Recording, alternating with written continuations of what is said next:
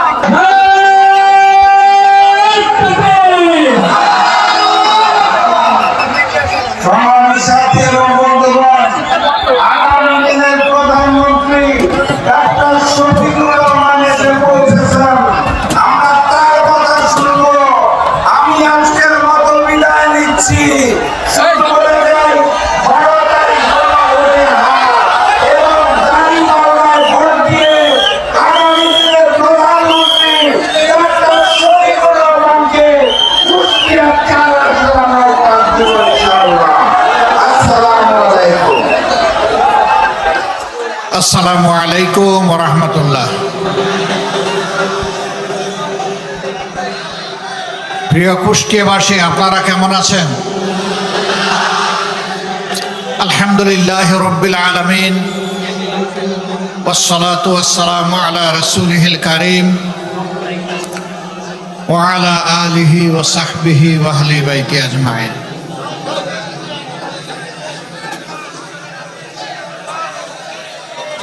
কুষ্টিয়াবাসীর কলিজার টুকরা,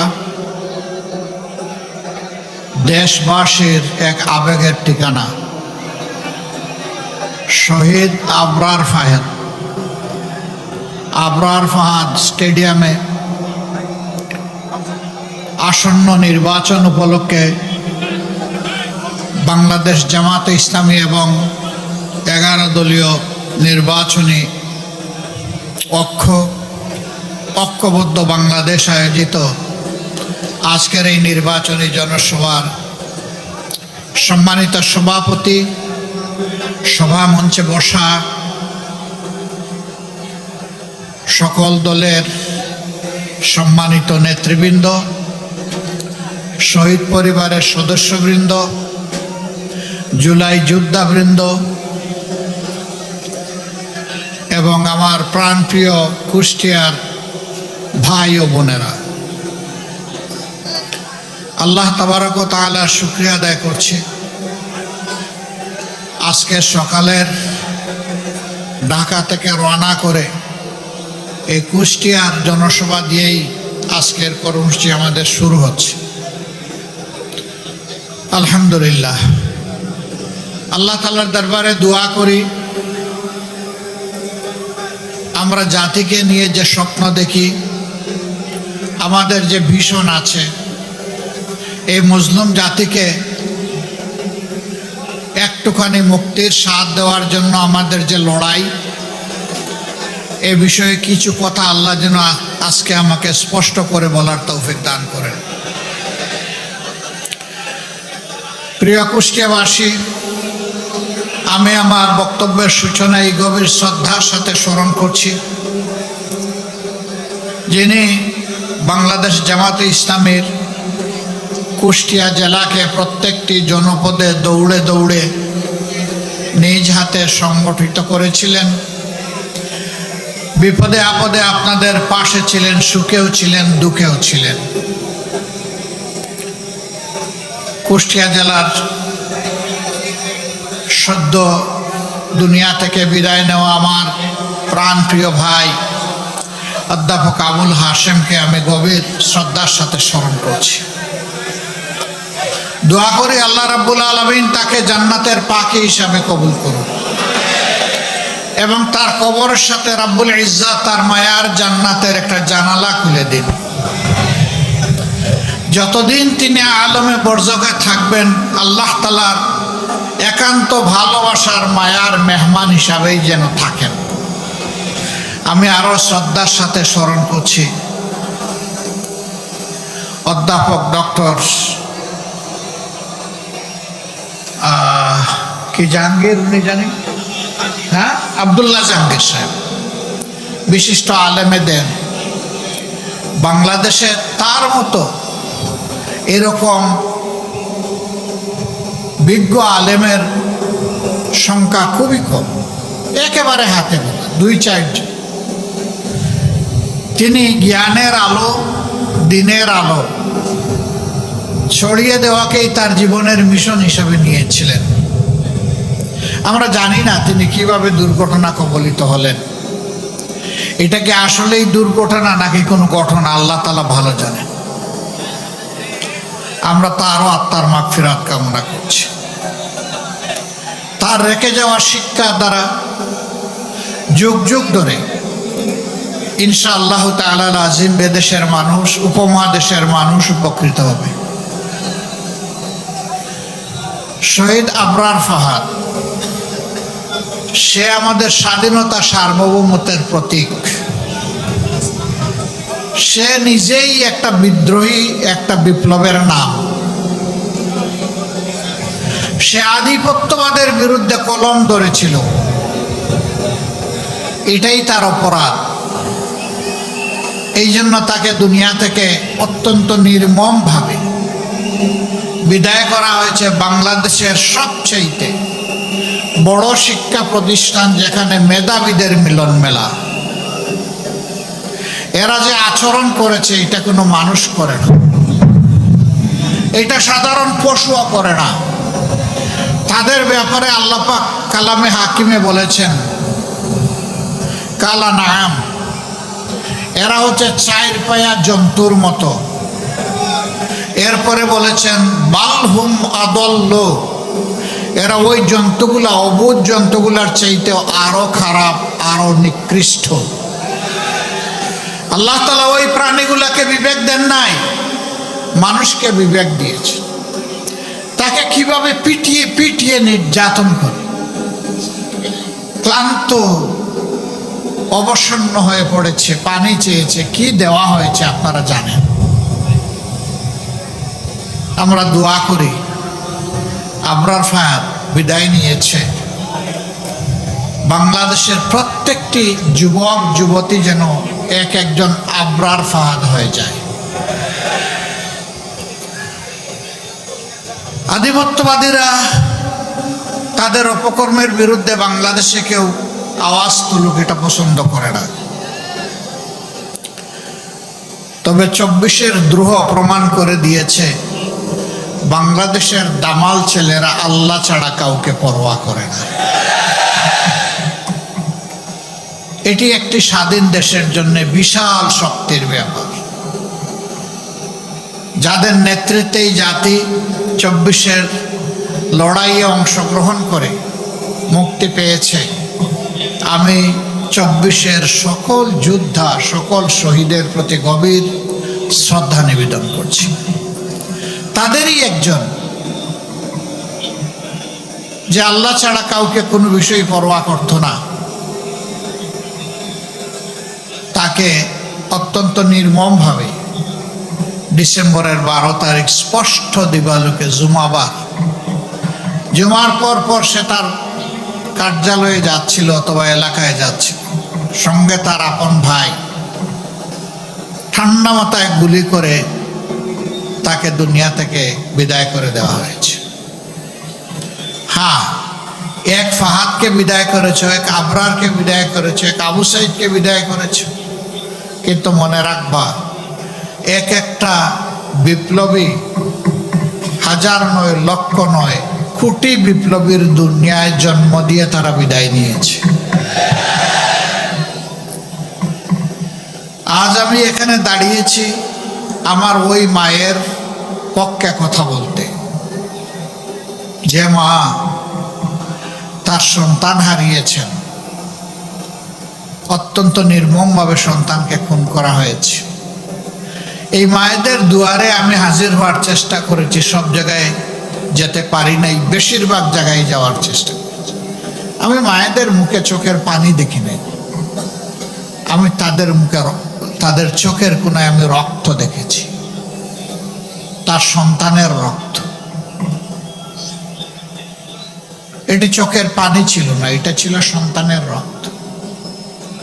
ওই সমস্ত বোনদেরও চোখের কোণে আমি পানি দেখেছি যারা অল্প বয়সে স্বামীকে হারিয়েছে,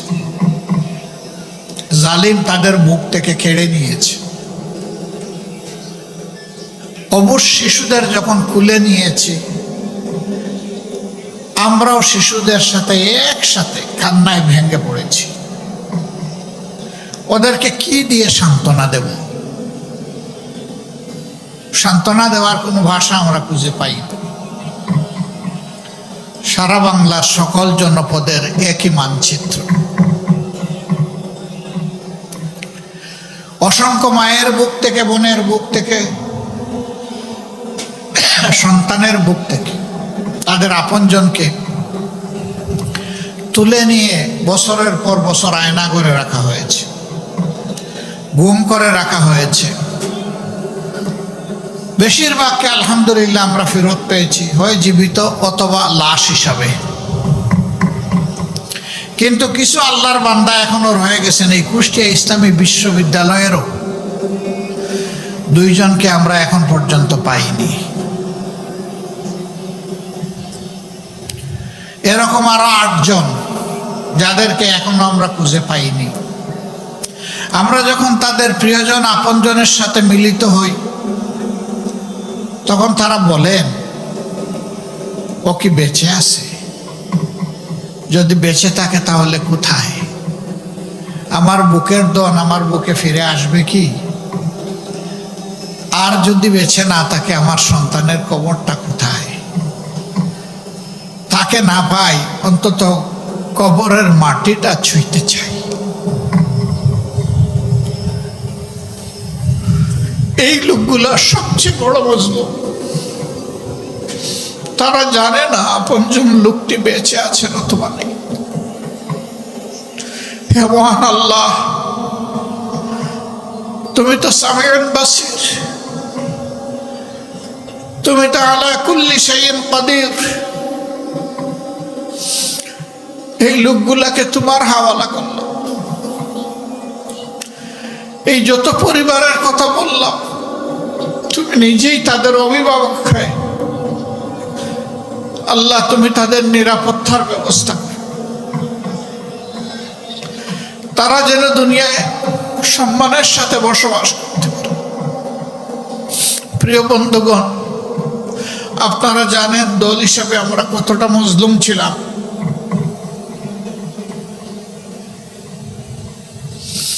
আমাদের ভাই বোনদেরকে স্বস্তিতে এক জায়গায় স্থির থাকতে দেওয়া হয়নি।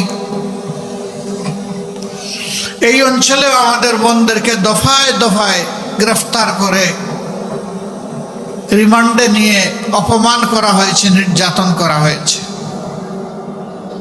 ও আমার মা বোনেরা, আপনারা মন খারাপ করবেন না। নবী করিম সাল্লাল্লাহু আলাইহি ওয়াসাল্লাম ইসলামের সুমহান নিয়ামত নিয়ে যখন মানুষের কাছে দাওয়াত নিয়ে পৌঁছলেন, মক্কায় অসহায় সাধারণ মানুষগুলোই প্রথমে তাকে কবুল করেছিল। তিনি যখন গুহা থেকে নেমে সমতলে আসলেন, তখন আমাদের আম্মাজান খাদিজাতুল কুবরা রাদিয়াল্লাহু তাআলা আনহা সর্বপ্রথম ঈমান কবুল করেছে। কাজেই নবী করিম সাল্লাল্লাহু আলাইহি সাল্লামের জবানি থেকে যিনি ঈমান কবুল করেছিলেন, আপনারা ওনার উত্তরসূরি, আপনারা সম্মানিত, আপনারা গর্বিত। ইসলাম কবুল করার পরে মক্কার লোকেরা তিলে তিলে কষ্ট দিয়ে যাদেরকে খুন করেছে, আহত করেছে, গোলাম বানিয়ে রেখেছে, তাদের মধ্যেও সর্বপ্রথম যিনি রক্ত দিয়েছেন, জীবন দিয়েছেন, শহীদ হয়েছেন, তিনি একজন মা, আমাদের আম্মাজান হযরতে সুমাইয়া রাদিয়াল্লাহু তাআলা আনহা।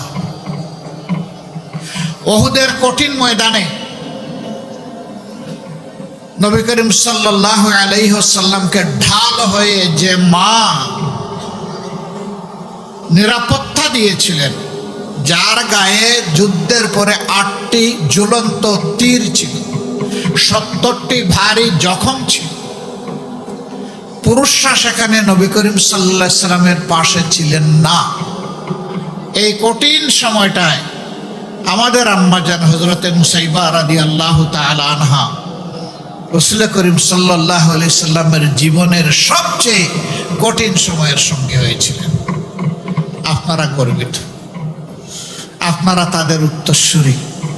আল্লাহর জন্য যেমন তারা সকল দুঃখ কষ্টকে হাসি মুখে কবুল করেছেন, আমি বিশ্বাস করি আল্লাহর জন্য, মানবতার জন্য আপনাদের সাথেও যে আচরণ করা হয়েছে, এখনো হয়তো বা কেউ কেউ করে, আমি মনে করি যে আপনারা ওই উত্তরসূরির ঐতিহ্য ধরে রেখে আল্লাহর ফায়সালার উপরে সন্তুষ্ট থাকবেন ইনশাআল্লাহ। আমরা দোয়া করি এদেশের মা বোনদের গর্বে আল্লাহ তাআলা বেশি বেশি করে আবরার ফাহাদ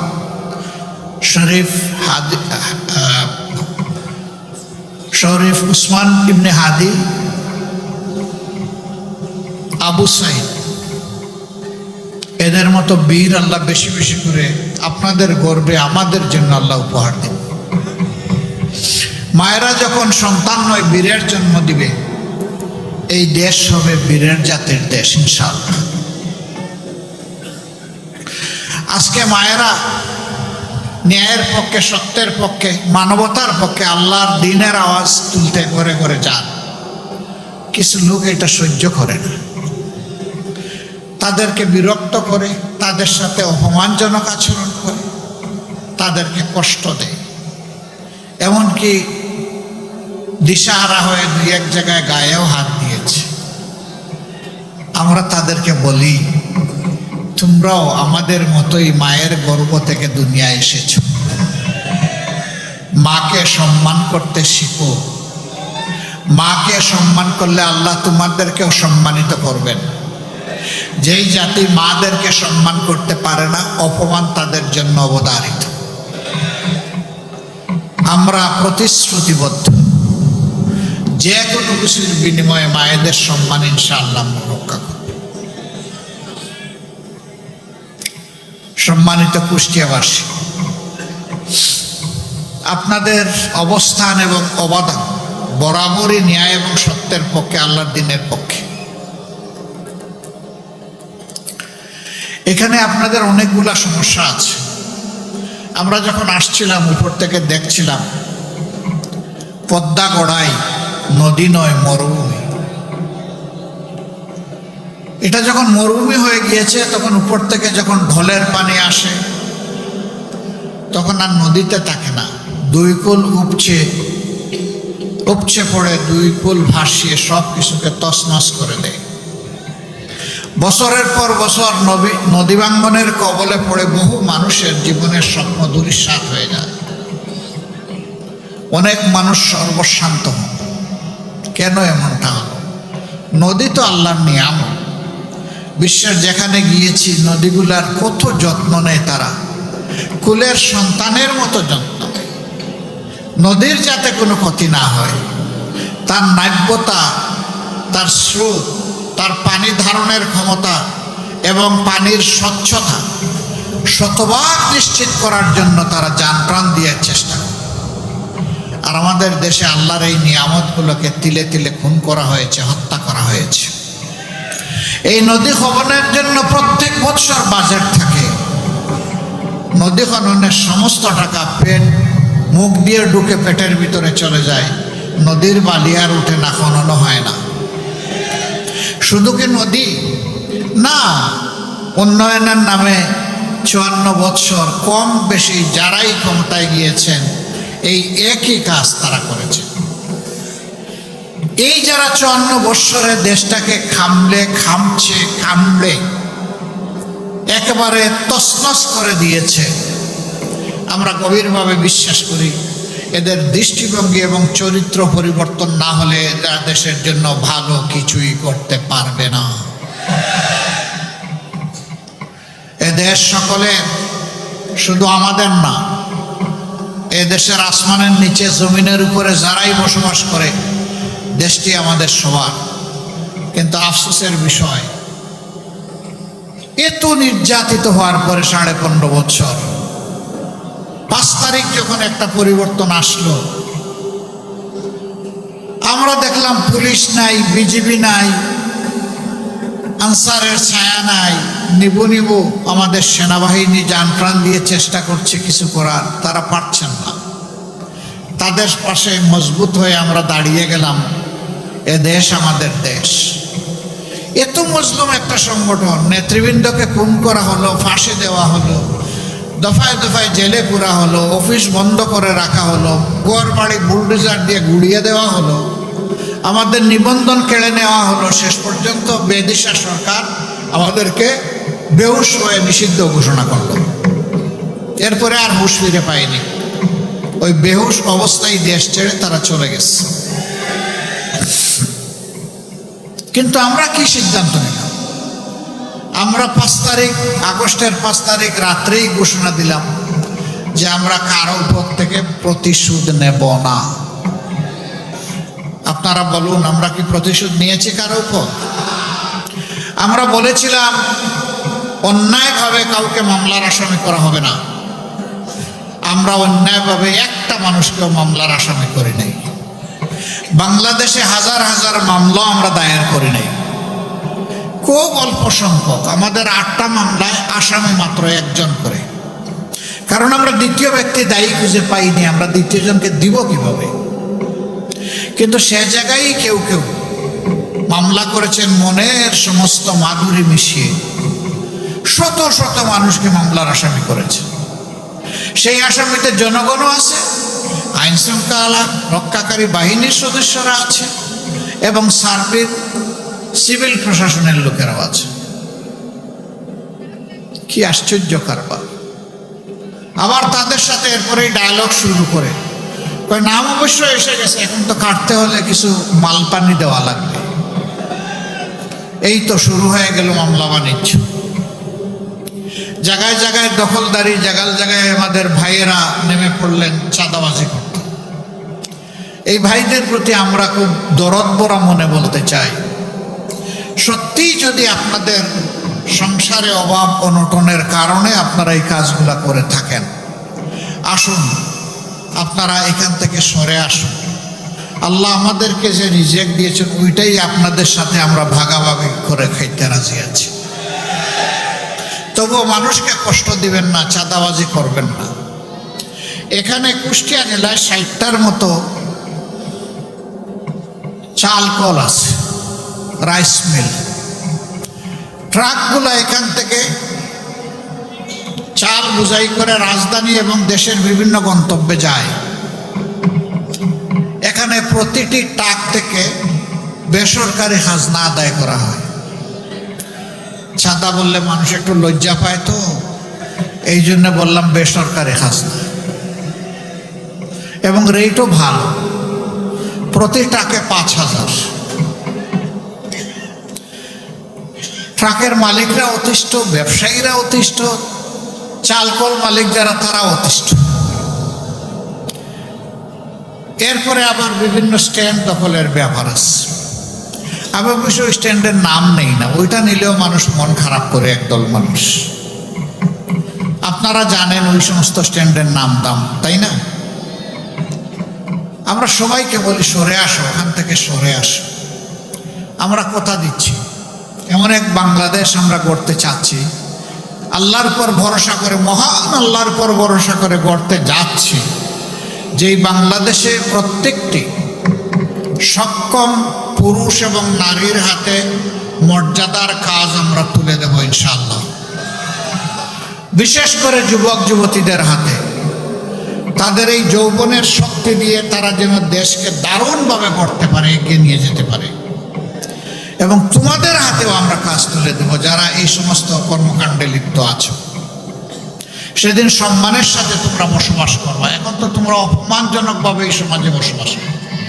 মানুষ তোমাদেরকে ঘৃণা করে, মানুষ তোমাদেরকে অভিশাপ দেয়। সেই ঘৃণা এবং অভিশাপ থেকে ভাইয়েরা তোমরা সেদিন মুক্তি পেয়ে যাবা। আমরা সারা জাতির সমস্ত মানুষগুলোর মুক্তির চিন্তা করি। আমরা নিজেরা খাওয়ার জন্য রাজনীতি করি না এবং দলীয় কর্মীদের পেট ভরানোর জন্য আমরা রাজনীতি করি না। বরঞ্চ এদেশের দুঃখী বোখা নাঙ্গা মানুষের পেটে কিভাবে আমরা মুখে একটু খাবার তুলে দিতে পারি আর পিঠে একটু কাপড় তুলে দিতে পারি, এটি হবে আমাদের সংগ্রাম ইনশাআল্লাহ।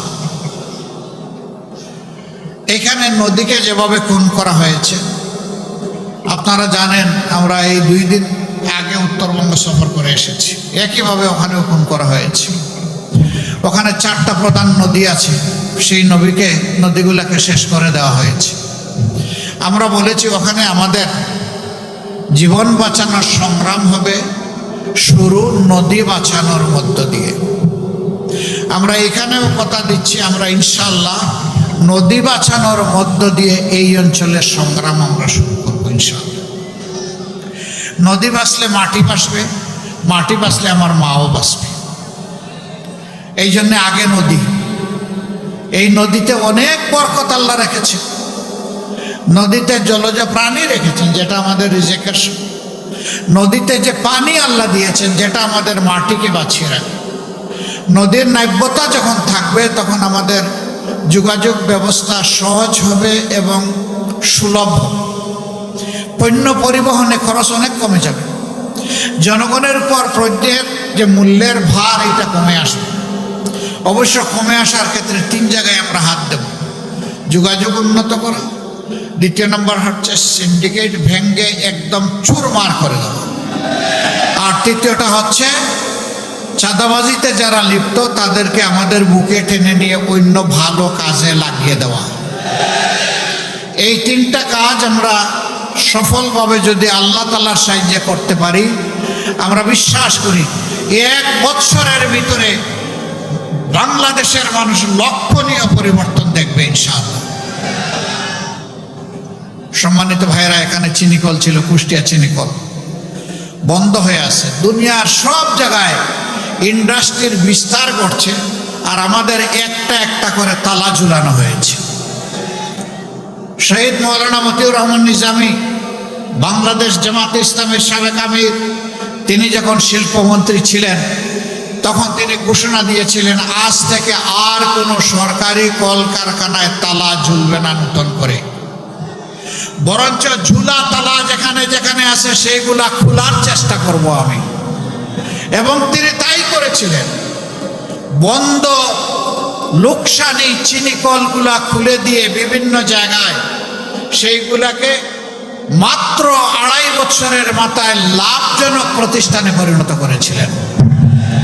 তিনি করতে পেরেছিলেন, তার ব্যক্তিগত সততা ছিল, তার মাঝে স্বজনপ্রীতি ছিল না। তিনি একজন ভিশনারি নেতা ছিলেন। তিনি জাতির জন্য প্রাণ ভরে কাজ করতে চেয়েছিলেন। এই জন্য তার পক্ষে এটা সম্ভব হয়েছে। তিনি বুয়েট থেকে পাশ করা কোনো ইঞ্জিনিয়ার ছিলেন না। এর আগে তিনি কৃষি মন্ত্রণালয়ে সার্ভ করেছেন। তিনি কৃষি বিশ্ববিদ্যালয়েরও কোনো গ্রাজুয়েট ছিলেন না।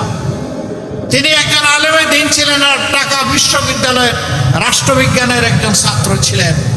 তিনি যদি শিল্পে এসে শিল্পের বিপ্লব ঘটাতে পারেন, কৃষিতে বিপ্লব ঘটাতে পারেন, আমরা বিশ্বাস করি জনগণ যদি সুযোগ দেয় ইনশাআল্লাহ তাআলা লাজিম বাংলাদেশের সকল সেক্টরে বিপ্লব ঘটবে। প্রিয় কুষ্টিয়াবাসী, এখানে 4টা আসন, 4টা আসনে 11 দলের পক্ষ থেকে 4 জনকে দাঁড়িপাল্লা প্রতীকে মনোনয়ন দেওয়া হয়েছে। এই 11 দলের যাকে যেখানে মনোনয়ন দেওয়া হয়েছে ওইটাই 11 দলের প্রতীক। এখানে পাল্লা হচ্ছে 11 দলের প্রতীক, পাল্লা হচ্ছে ইনসাফের প্রতীক। অতীতের সরকারগুলো পাল্লা সহ্য করতে পারে নাই, এই জন্য পাল্লাকে তারা গুম করে ফেলেছিল। পাল্লা আয়নাঘর থেকে মুক্তি পেয়েছে আলহামদুলিল্লাহ। জানেন কেন পাল্লা সহ্য করতে পারে না?